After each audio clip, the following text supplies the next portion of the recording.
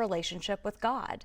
And joining us now with more insight on how we can renew our faith this year is the founder and pastor of Emmanuel Temple in Pembroke Pines, Florida, Reverend John White II.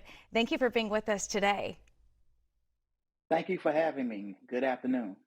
Happy 2022. It is a new year, and 2021 was challenging for so many people on so many different levels. So as we approach 2022, this is maybe a good time to sort of reset and re-gauge our faith. If someone is struggling with their faith, what encouragement might you give them right now?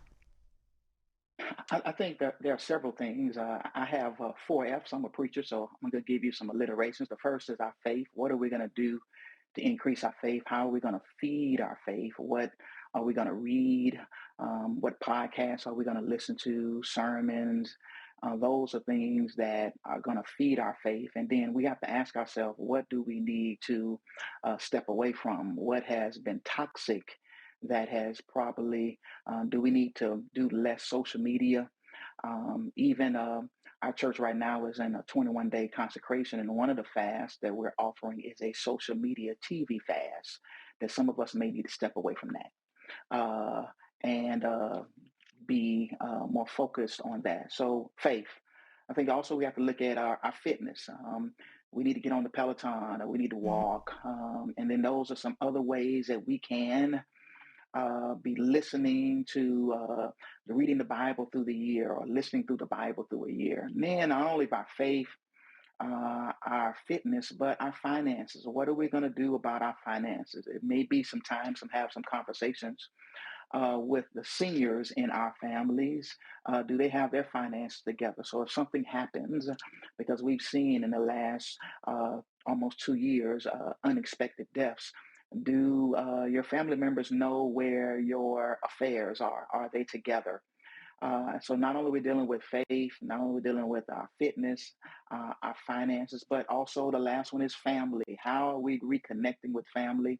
How are we encouraging each other through this process? Because we may not be able to physically gather together, but are we looking for creative ways to still be connected? Whether it's video chats, whether it's Zoom, whether it's FaceTime. So those are the things I think are great opportunities for us in this new year. I love how you've given us really practical ways, things that we can do every single day. And I think that that social media diet is so important. Oftentimes we start out the new year with so much vigor, right, and commitment to these resolutions. And then as the year progresses, we start to fade. How do we maintain that same energy throughout the year that we start with?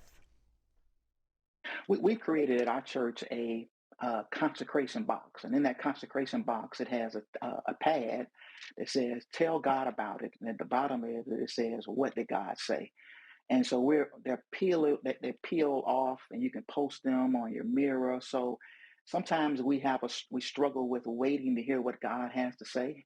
So those are some things that we can keep in our faces. Also, one of the things that we decided to do was a declaration card. So what are you declaring? What are you asking God to do this year? That's something that you need to post, that you're constantly reminded. And then you got a plan to work towards that goal. Mine is increase. I want God to increase my faith this year. I want God to increase my opportunities to hear from God and to see God in places that I've not seen God before. It's not just about money. It's not just about stuff.